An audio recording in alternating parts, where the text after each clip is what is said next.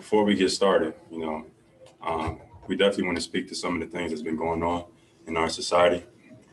It reminds me of what Dr. Martin Luther King has said, that there is two split different Americas.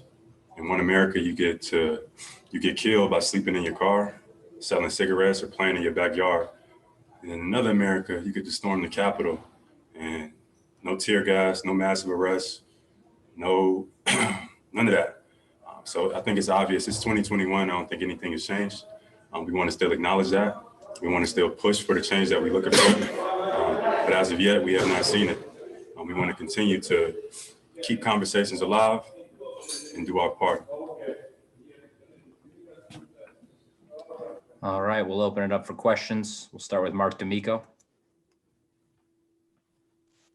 Hey guys, obviously a difficult day for everyone in America, and not the first time that you guys have been put in this situation with a basketball game coming up when something really important is going on in the country. Can you just take us through what the situation was and what the circumstances were behind closed doors and the discussions and meetings that you guys had leading up to the game?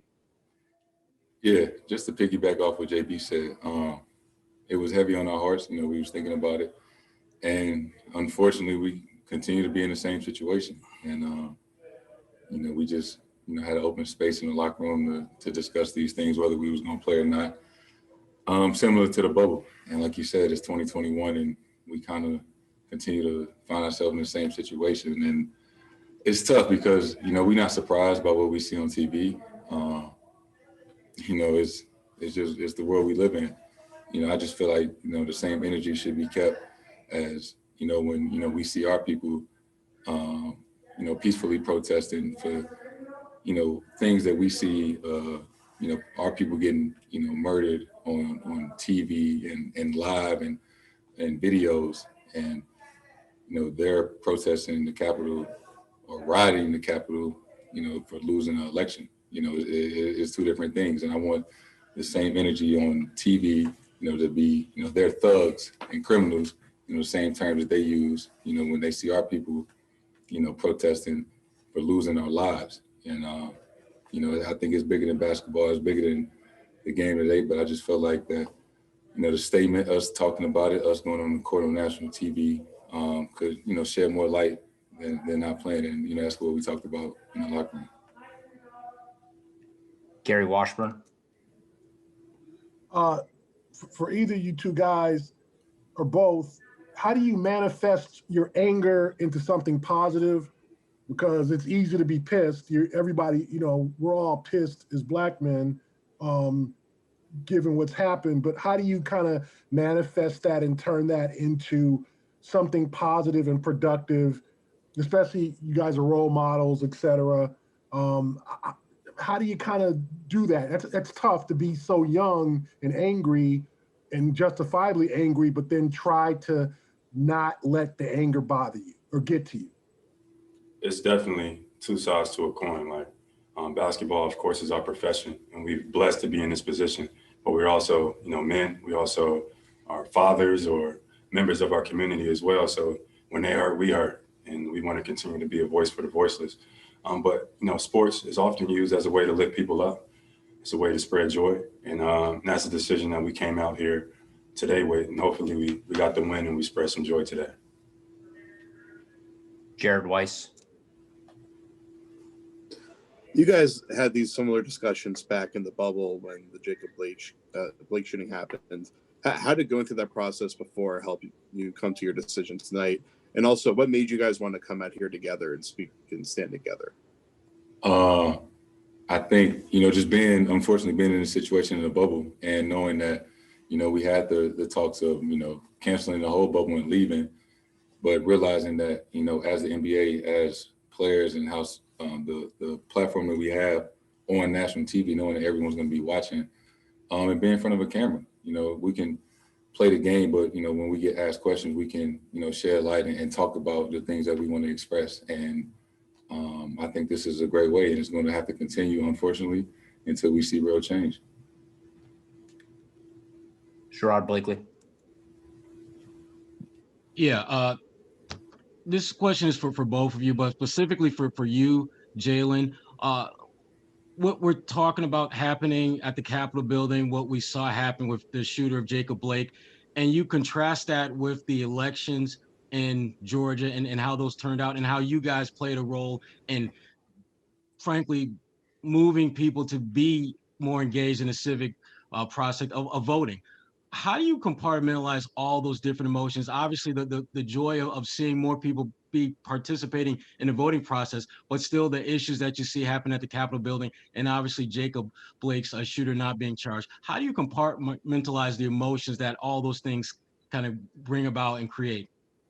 Like Jason said, I don't think any of us was really surprised, that the ruling or that what happened transpired today. I think that America is kind of built on a lot of racism. That's the foundation, and we don't even flinch or shift at any of those ideas. So I think it was common sense for a lot of people to be upset and things like that. So all of us felt the same way, But using this platform that we have is important to us. We are role models. We are members of our community. We do have people looking up to us, and we want the next generation to know where we stand. We want the next generation to know, like, hopefully it's better than this one. So we want to continue to keep those conversations alive. We want to compartmentalize, but at the same time, we want to voice our opinions through the media, through our platforms, through our influence, to let people know, like, this is not okay. It's people that have lost their lives that we feel like shouldn't have lost their lives, regardless of the situation. I think deadly force should be the last result in terms of handling, an equation or a problem. And that's what we stand on. I think that we seeing too many people on camera losing their lives, and we have to explain that to our nieces, our nephews. And it's hard looking at them and telling them that it's going to change, and it's not. So we want to just continue to keep having those conversations. As athletes, our responsibility is more than just being a basketball player. We're not here to just entertain and then go home. Like, we are members of our community.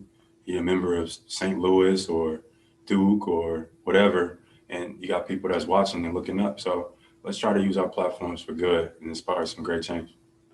How do you keep yourself inspired when you see these things keep occurring over and over and over again, and you guys take a position and you take a stance? And when I say you, I'm talking about NBA players in general.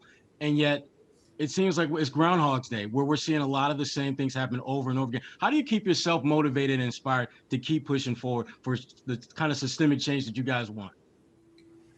I think for me, I just think about our history, all the people that came before us that, sacrificed their lives in a much bigger way, that, myself and him have opportunities to live out our dream. And, that doesn't go unnoticed, and it should be talked about more. So I think we just have to carry that on in any way that we can. Like you said, we're role models, more than just basketball players. And our platform is huge, and it would be wrong if we didn't take advantage of that, the opportunities that we have, and just to speak for all those people that don't have voices like we do, and share the same emotions and feelings that we're feeling. But we definitely want to express that it's okay to be upset. It's okay to be angry. I think that those two get confused. Like, we expressed ourselves through basketball today, winning a game, but I think America has every right to be upset. We don't want to encourage violence or anything of that nature, but, we definitely are tired of seeing the same things over and over again. So, to feel that pain and that emotion, you can't control how that necessarily is put out.